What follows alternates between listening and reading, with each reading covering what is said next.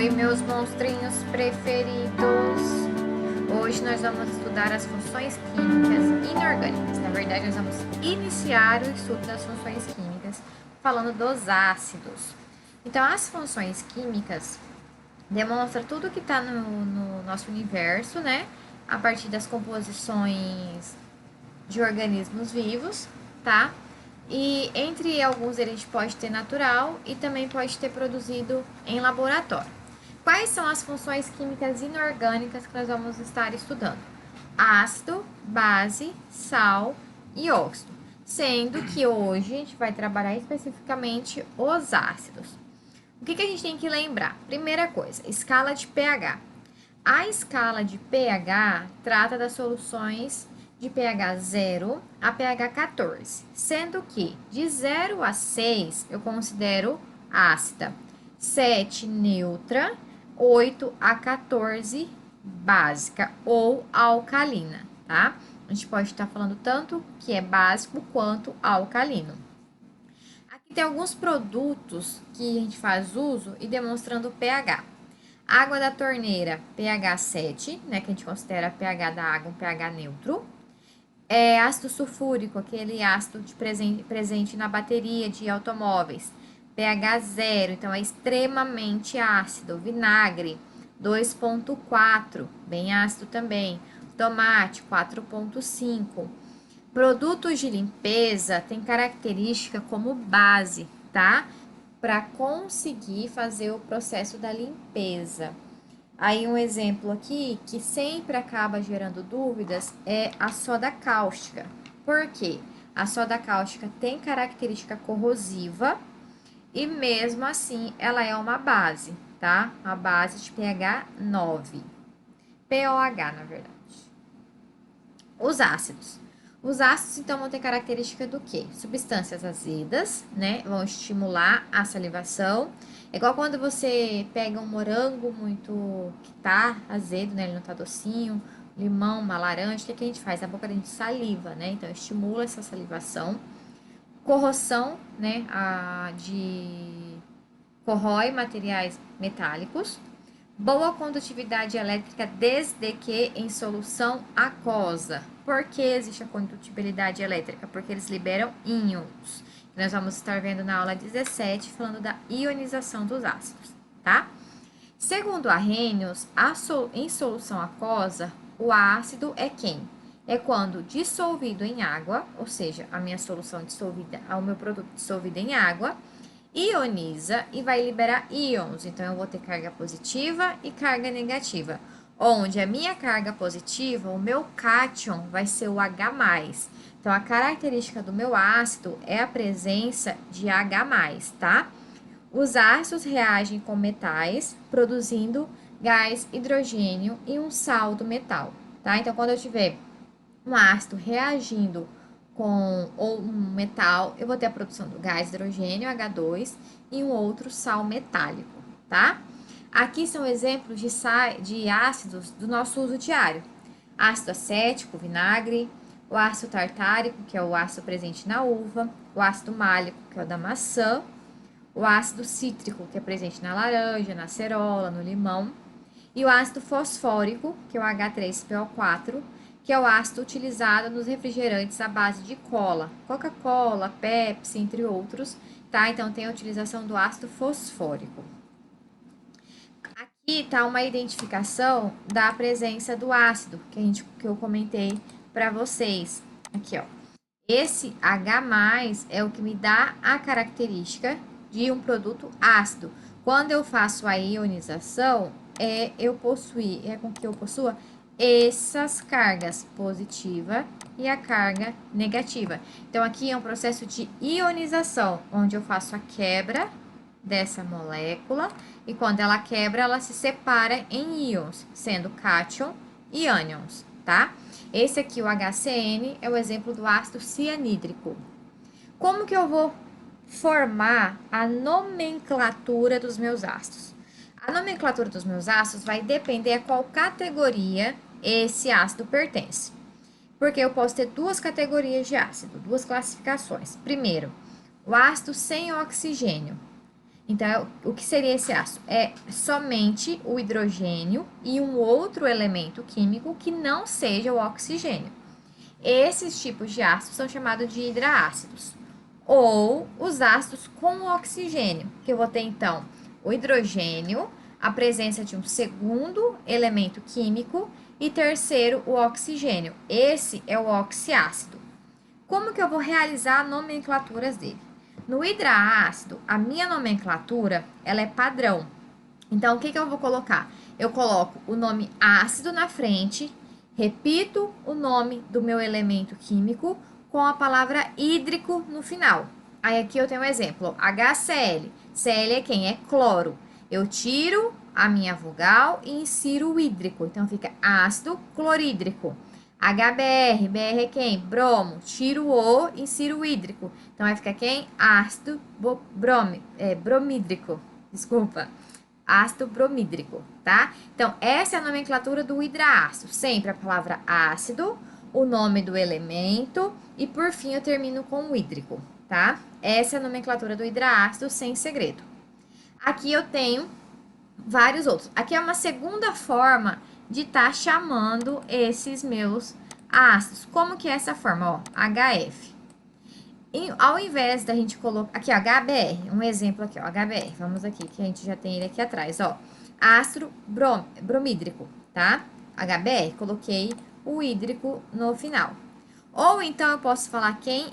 Brometo de hidrogênio, tá? Esse brometo, eu utilizo esse eto aqui, ó, no final. Que aí ele vai também dar essa característica de um segundo nome, onde eu sempre vou colocar o eto no final e o hidrogênio como a palavra-chave, que vai identificar esse ácido. A nomenclatura mais utilizada é ácido no início, nome no elemento e hídrico no final, tá? E os oxiácidos? Os oxiácidos são os que possuem oxigênio em sua estrutura, como eu já disse. Então, eu vou ter a presença de H+, de um segundo elemento químico e a presença do oxigênio. Aqui um exemplo, ó, HNO3. Esses daqui são os nossos ácidos padrões. A partir deles que eu vou estar realizando a nomenclatura dos demais ácidos. Como que eu consigo formar esses nomes aqui e não lembrar? E lembrar deles. Primeira coisa, a gente vai lembrar da frasezinha, não como bolo claro, só pão sírio e broa. Sendo que até o bolo, não só pão sírio, eu seguro aqui, eu consigo fazer esse segredinho aqui. O que eu vou fazer? Eu coloco o hidrogênio para todo mundo e coloco a frase, não como bolo claro, só pão sírio. Pronto. Coloco hidrogênio e oxigênio para todo mundo. Então, vamos colocar hidrogênio e oxigênio para todo mundo.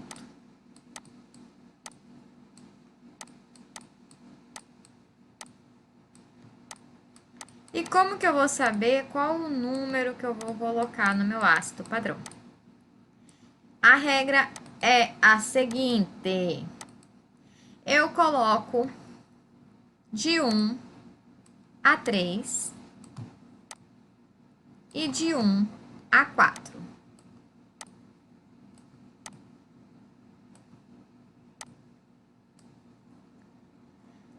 Fechei meu hidrogênio. Meu oxigênio, eu repito o número 3 por 4 vezes. E repito o número 4 por 3 vezes. E aqui eu consigo fechar todos os meus ácidos padrões, tá? Só vai faltar esses dois aqui, porque a gente não consegue seguir a regrinha com eles, tá? Que ele se enquadra aqui nesse primeiro, o H1, aí eu coloco a letrinha e o O3. Mas também eles são pouquíssimos usados, a gente acaba usando bem mais esses outros que eu citei aqui, tá? Então, aqui eu consigo, ó, não como bolo claro, só pão sírio, tá? Fechei meus ácidos padrões. Vocês podem observar que todo o meu ácido padrão, ele termina com a palavra ico nos óxidos, tá? Ó, todos com a palavra ico. Por quê? O que eu preciso saber? Os ácidos, os oxiácidos, sempre vão levar o sufixo ico, como eu demonstrei lá para vocês, tá? Sendo assim, a partir do momento que eu sei quais são meus ácidos padrões, o que eu vou fazer? Eu vou alterar esse sufixo. Como que é essa alteração de sufixo? Vamos pegar um exemplo aqui. Vamos pegar o H2SO4. Vamos aqui então. H2SO4. Então, esse aqui é meu ácido padrão, sendo o ácido sulfúrico, certo? Aqui, ó. Ácido sulfúrico. Vamos colocar lá. Ácido. Ui, que letra bonita. Sulfúrico. Nossa, vamos apagar e melhorar isso, né? Porque as pessoas precisam compreender o que está sendo escrito, senão não adianta. Vamos escrever novamente. Olha, estou aceitando de presente aqueles negocinhos para escrever na tela do computador, tá bom? Ácido. Faltou um L. Sulfúrico.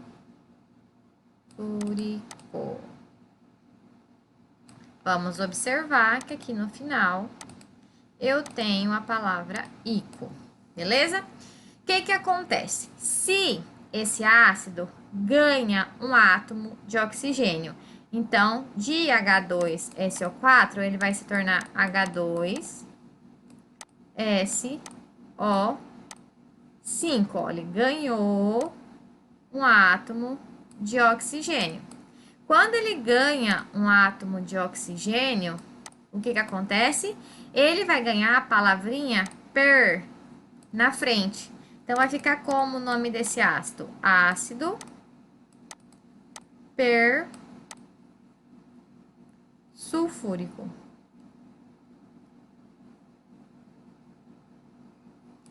Nossa, que letra linda, gente. Dá parabéns pra mim, tá? Beleza, ganhou um. E se ele perde, ó, tá perdendo um átomo de oxigênio. Então, vai ficar H2SO3. Se ele perde, onde estava ico, eu troco por oso. Então, ao invés de ser sulfírico, vai ser sulforoso, tá? Se ele perde mais um oxigênio, ó, perdeu mais um oxigênio. Então, vai ficar quem? H2SO2. Perdeu mais um. Eu vou manter o oso no final e coloco a palavrinha hipo na frente. Então, vai ficar ácido hipossulforoso, tá? Assim vai ser a minha nomenclatura dos oxiácidos. Por isso, a importância de reconhecer os ácidos padrões. Então, vamos lembrar a frasezinha. Não como bolo claro, só pão sírio, tá? Aqui tá mais um exemplo, ó. O ácido perclórico, ele tinha 4, ó. O ácido padrão é esse daqui, HClO3, ácido clórico, tá? Meu ácido padrão. Quando ele ganha um, ó, PO4, ele ganha a palavrinha perclórico. Perdeu um, ácido cloroso.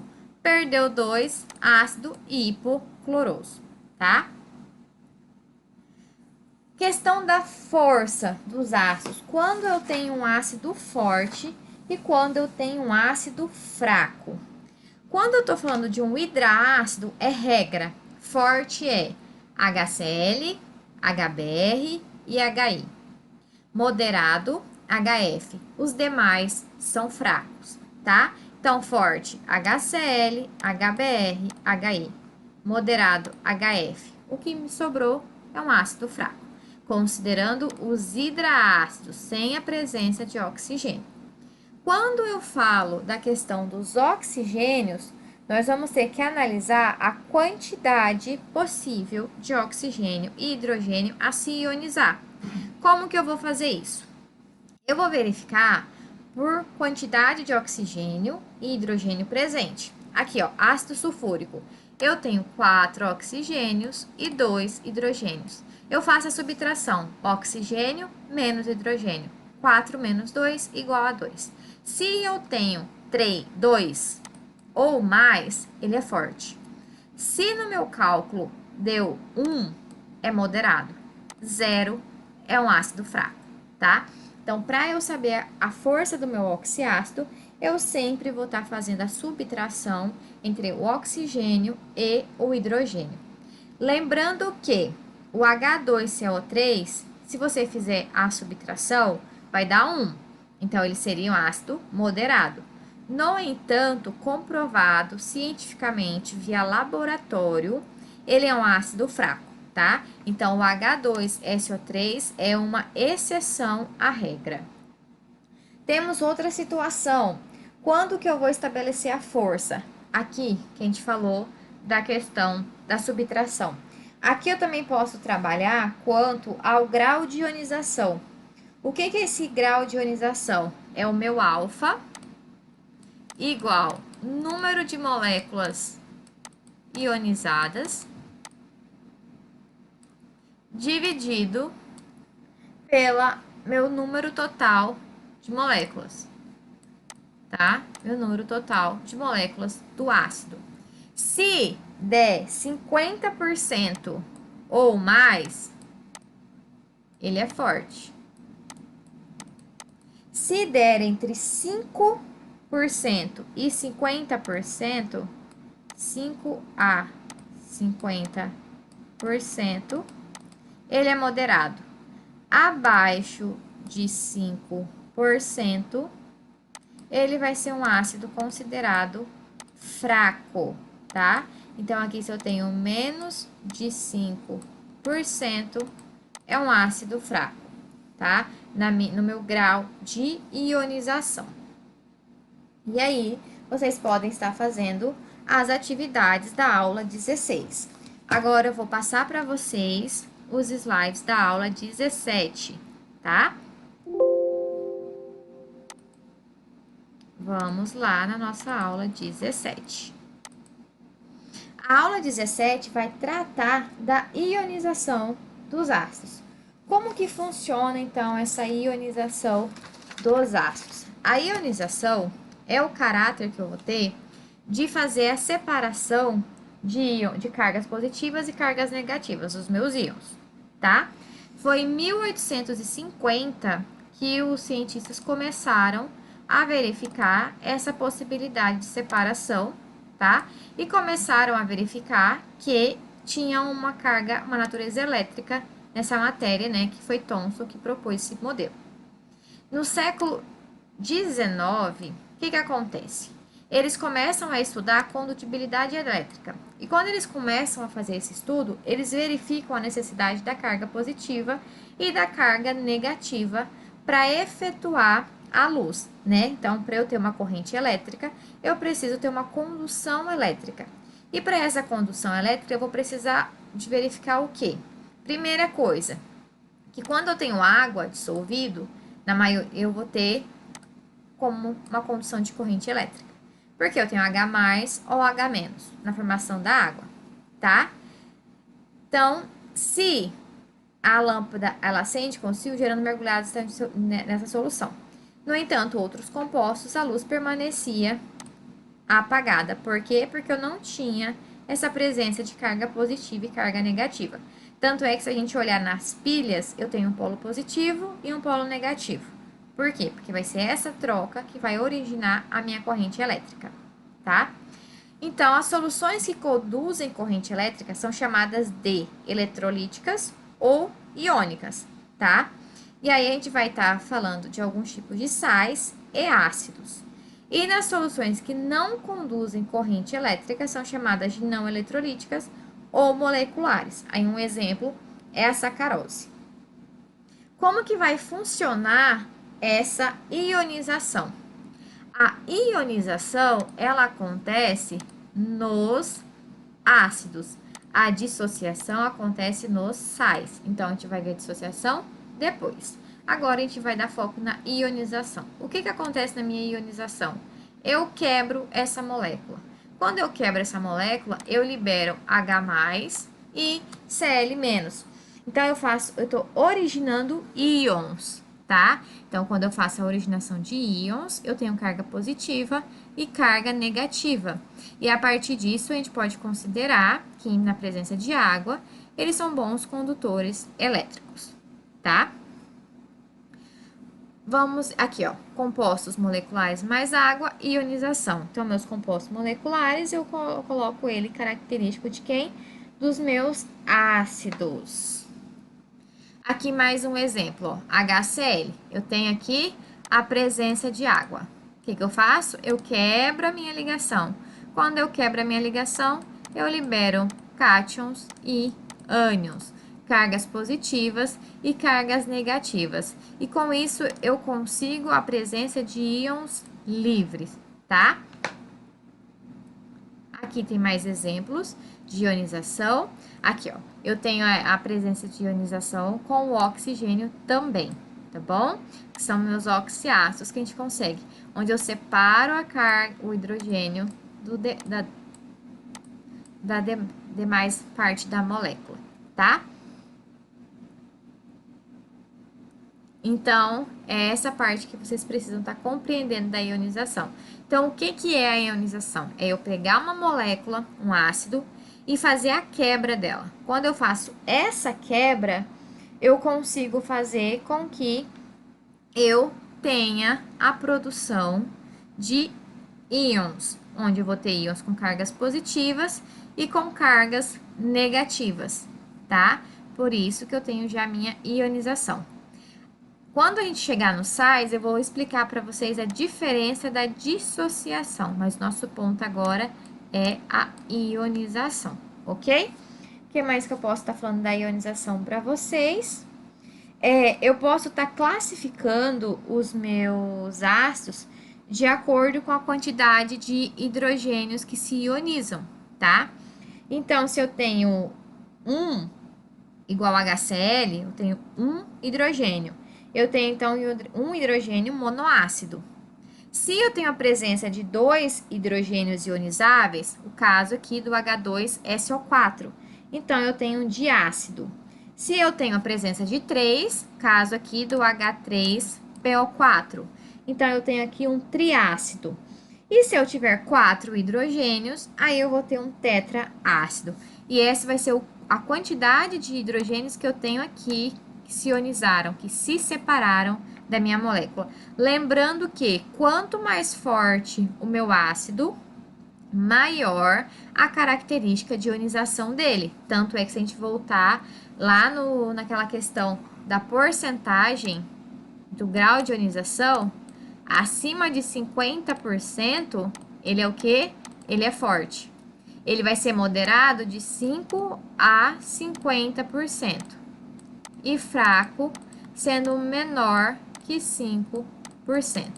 Então, quanto mais forte ele for, mais ionizável ele é. Ou seja, ele se quebra mais fácil, ele desfaz essa molécula na presença de água, onde ele vai se separar em cátions, tá? E ânions. Então, quanto maior meu grau de ionização, tá? Maior vai ser as moléculas, a quantidade que eu tenho de hidrogênio ionizáveis. Lembrando que os hidraácidos, que são os de hidrogênio, os fortes são quem? HCl, HBr e HI.